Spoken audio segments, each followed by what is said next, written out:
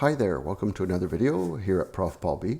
Today I'll be looking at a very simple application, a Spring Boot application that I am giving as an exercise for my students just to have fun a little bit. The application is very simple. It does use Lombok. It uses a dependency injection, and it also, well, we do have the time leaf dependency, but we're not using time leaf just yet. So let's go take a look at it. Here, if I click on, we notice this is our index page. And if we click on View Schools, right now I just started it up. If I click on View Schools, we see, oh, welcome to our school management, and there's no schools in the system yet. So let me just go back home, and let me go ahead and add a school. So I'm going to add Sheridan. And I'm also going to add, I'm just going to put Oakville. I'm not going to put the full address. And I'll put the number of students. I think last time I looked, there's 23,000.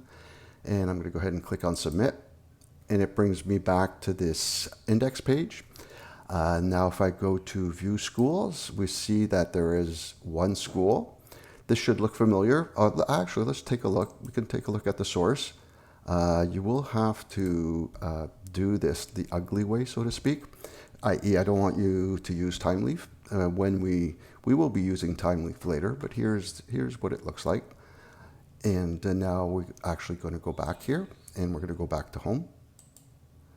And let me go ahead and add another school, and I'll add another school, Mohawk. We do have some programs in common, I think, and they're in Hamilton.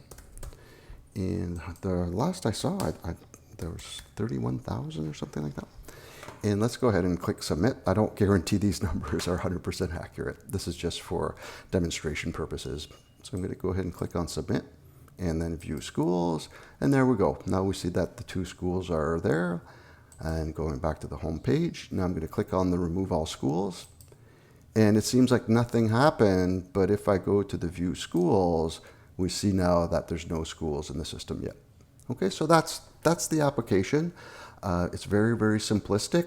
Now let's go take a look at the requirements on the PDF. Okay. Oh, I did want to mention that this was inspired by the notes of Professor Jonathan Paneva as well as Professor Simon Hood, both at Sheridan College. So let's go ahead, and here's what I would like you to do. I would like you to create a new project. I'm calling it Lombok Exercise. And what I want you to add is the dependencies for Lombok, Timeleaf, and Spring Web. For those of you following along, who may be following along, were not part of my course, you have to just make sure that Lombok is properly installed to work with Eclipse. And so here is the structure of the project. Notice I have 3 Java packages. I have the Beans package, the controllers package, and the database package. Actually, I have 4. I also have the ca.sheridan college as the parent package. Okay, and you'll know that this package structure is important in order for Spring to properly scan the classes that we're annotating as Spring components. Okay, and here's the index.html. And again, I was inspired by those two professors. And here is a very simple database access class. Yes, it is very simple. It's really just an array list, but things are going to get much more interesting very quickly, you'll see. So you have to trust me on that. But for now, we're just starting out. So this is okay. So notice we have the @repository annotation, which is a Spring annotation. We're saying this is going to be handling data, basically. And we also have the @data annotation, and that annotation is Lombok annotation, which is a handy shortcut that includes the @getter, @setter, @toString, and the @equals and hash code. Remember when we were looking at the listing of the schools? Didn't that look like a toString? That's exactly where it came from, because there is no. Well, actually, we'll be looking at the school class for that. And also the required args constructor, but right now there are no required arguments anyway. It's also going to put the equals and hash code. So Lombok is going to do all of that work for us just with this one @data annotation. Okay, so now let's continue looking a little bit further. Here's our addschool.html. I do want you to add a little bit of code. Remember when we looked at the application, the add school, that I want you, here, we can actually look at the source. Or no, I want you to do the source. I almost did. No, I want you to think about that a little bit. If this is something you've done before, I use the table just to make things line up. I know some of you are good with CSS and are much better than me on the front side of things. Okay, so here the important thing that I wanted to point out here is the action is add and the method is post. So let's go ahead and continue looking at the documentation here. Here's our database access, or a home controller, class. And notice we're annotated on line 14 as @controller.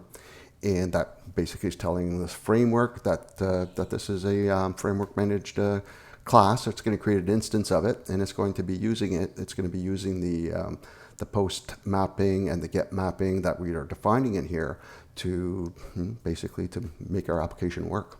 And notice we have our private data field, database access. I'm calling it just DA, and it will be injected by the framework. So here the dependency injection is in full swing.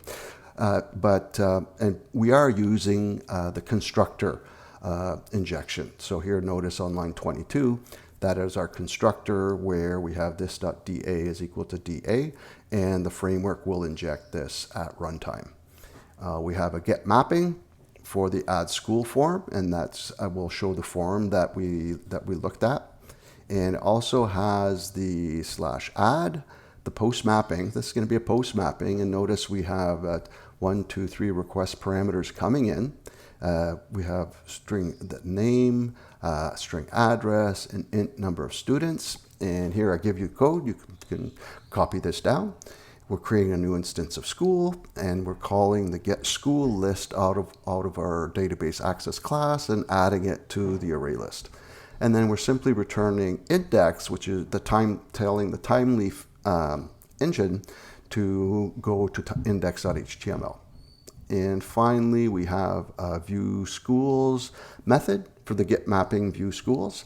Notice here, we also have an injection happening. We have the HTTP servlet response. And here is where I want you to create just very similar to what we did in class. You get the print writer from the response, basically response.getWriter, and then print the output using, basically using out.println. So it's not going to be the prettiest thing. It's going, it is the ugly way, but you can actually use a string builder to make it at least a little bit better. And you can certainly split this up into methods as well. Hope you enjoyed the video. That's what the video is. Have fun with this. Take care. Bye-bye.